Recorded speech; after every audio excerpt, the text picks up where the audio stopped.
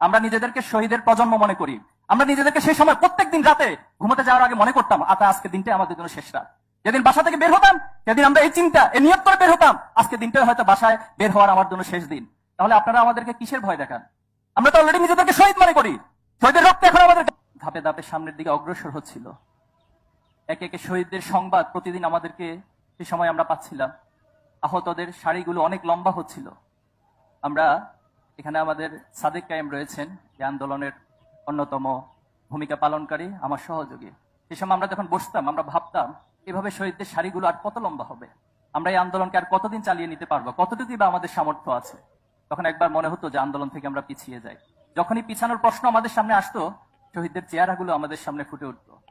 শহীদরা আমাদের দিকে তাকিয়ে তাকিয়ে বলতো যে যদি এই আন্দোলন থেকে পিছিয়ে যাওয়া হয় তাহলে কোন শহীদ পরিবারকে খুনি হাসিনা, ফ্যাসিস্ট হাসিনা ভালো থাকতে দিবে না কোনোদিন। সে সময় আহতদের সেই সারিগুলো আমাদের সামনে এসে বলতো এই আহত পঙ্গুত্ব অবস্থায় সারা জীবন তাদেরকে ভিকটিম হয়ে এই সমাজে থাকতে হবে। তখন আমরা আল্লাহর উপর ভরসা করতাম। আল্লাহর উপর ভরসা করে আমরা বদর যুদ্ধের আল্লাহ রাসূলুল্লাহ সাল্লাল্লাহু আলাইহি ওয়াসাল্লামের সেই দিনগুলোকে স্মরণ করতাম। বদর যুদ্ধে উপনীত হয়ে রাসূলুল্লাহ সাল্লাল্লাহু আলাইহি ওয়াসাল্লাম আল্লাহর কাছে দোয়া করছিলেন যে আল্লাহ, আজকে যদি এই ছোট্ট বাহিনীটি পরাজিত হয়ে যায়, আজকে যদি কাফেররা বিজয় হয়ে যায়, তাহলে তোমার দিনকে প্রচার করার জন্য, তোমার দিনকে প্রতিষ্ঠা করার জন্য, তোমার সত্যকে ন্যায়কে প্রতিষ্ঠা করার জন্য কোনো মানুষ তো অবশিষ্ট থাকবে না। আমরা ঠিক সেই দিনগুলোকে স্মরণ করে আবার সামনের দিকে এগিয়ে যেতাম। এবং আমাদের অনেক ভাইয়েরা ছিল সারাদিন কিছু খায় নাই, রাত 12টা বাজে যখন জিজ্ঞেস করতাম যে ভাই আজকে কিছু খেয়েছেন, তিনি যে খায়নি সেই খাওয়ার কথাটাই তিনি ভুলে যেতেন। রাত 3টা বাজে ওনাকে মেসেজ করতেন, ভাই এখন আমাদের এইটা করণীয়, আমাদেরকে এই কাজটা করা দরকার। বলতাম ভাই আপনি কি ঘুমাবেন না? বলতে ভাই ঘুম তো আসে না, কোনোভাবে ঘুমের কথা চিন্তায় মাথায় আসতে পারে না। আজকে সেই ত্যাগ, সেই কোরবানি, সেই রক্তের উপরে এদিনে আমরা এসে দাঁড়িয়েছি। আজকে শহীদ পরিবারের পক্ষ থেকে আমাদেরকে শুনতে হয় যে আমরা কার কাছে যাব, কার কাছে বিচার চাইব। আমি এখানে রাজনৈতিক নেতৃবৃন্দরা রয়েছেন, সবিনয় অনুরোধ করব, আপনাদের কোনো কথা কোনো কাজে যদি জুলাই বিপ্লবের স্পিড বিনষ্ট হয় তাহলে আগামী দিন আপনাদেরকেও ছাত্র জনতা কাঠগড়ায় দাঁড় করাবে।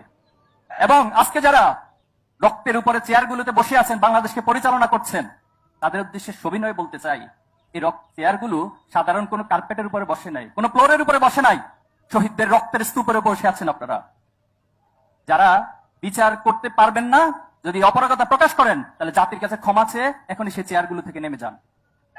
কিন্তু এই চেয়ারগুলোতে বসে ফ্যাসিবাদকে পুনর্বাসন করবেন, এটা আমরা কখনো মেনে নিব না। আমরা নিজেদেরকে শহীদের প্রজন্ম মনে করি। আমরা নিজেদেরকে সেই সময় প্রত্যেকদিন রাতে ঘুমোতে যাওয়ার আগে মনে করতাম আজকে দিনটাই আমাদের জন্য শেষ রাত। যেদিন বাসা থেকে বের হতাম সেদিন আমরা এই চিন্তা এই নিয়ত করে বের হতাম আজকে দিনটাই হয়তো বাসায় বের হওয়ার আমার জন্য শেষ দিন। তাহলে আপনারা আমাদেরকে কিসের ভয় দেখান? আমরা তো অলরেডি নিজেদেরকে শহীদ মনে করি। শহীদের রক্ত এখন আমাদের গায়ে লেগে আছে। এজন্য আমি সবার কাছে দায়িত্বশীল, যারা দায়িত্বশীলতার জায়গায় রয়েছেন, এই শহীদের রক্তগুলোকে, শহীদের চাওয়া পাওয়াকে ফিল করে আপনারা দেশকে পরিচালনা করেন। ছাত্র জনতা আমরা সকলে আপনাদেরকে সহযোগিতা করব, কিন্তু এর ভিন্ন কোনো চিন্তা করলে আমরা আপনাদেরকে ক্ষমা করব না। এই প্রজন্মের ফ্যাসিস্ট হাসিনার যে পরিণতি ঘটিয়েছে আপনাদেরও ঠিক একই পরিণতি ঘটাবে ইনশাআল্লাহ। আমি শহীদ পরিবারের কাছে ক্ষমা চাচ্ছি। আপনাদের জন্য আমাদের অনেক কিছু করার রয়েছে। আবার পাশাপাশি আশাবাদ এবং স্বপ্ন প্রত্যাশা ব্যক্ত করছি যে আমরা বেঁচে থাকতে শহীদের যে চাওয়া পাওয়া, শহীদের যে স্পিরিট, ইনশাআল্লাহ সেটা বাংলার জমিন অবশ্যই প্রতিষ্ঠিত হবে। আগামী দিনে অবশ্যই প্রত্যেক শহীদের, প্রত্যেক গণহত্যার বিচার অবশ্যই সংগঠিত হবে ইনশাআল্লাহ। সেই সাথে যে স্বপ্নের বাংলাদেশ আমরা দেখছি, ন্যায় এবং ইনসাফের বাংলাদেশ, সেই বাংলাদেশ অবশ্যই আপনাদের হাত ধরে, আমাদের সবার হাত ধরে ফ্যাসিবাদ মুক্ত সবার বাংলাদেশ, স্বপ্নের বাংলাদেশ, সমৃদ্ধ বাংলাদেশ গড়ে উঠবে ইনশাআল্লাহ। আসসালামু আলাইকুম ওয়া রাহমাতুল্লাহি ওয়া বারাকাতুহু।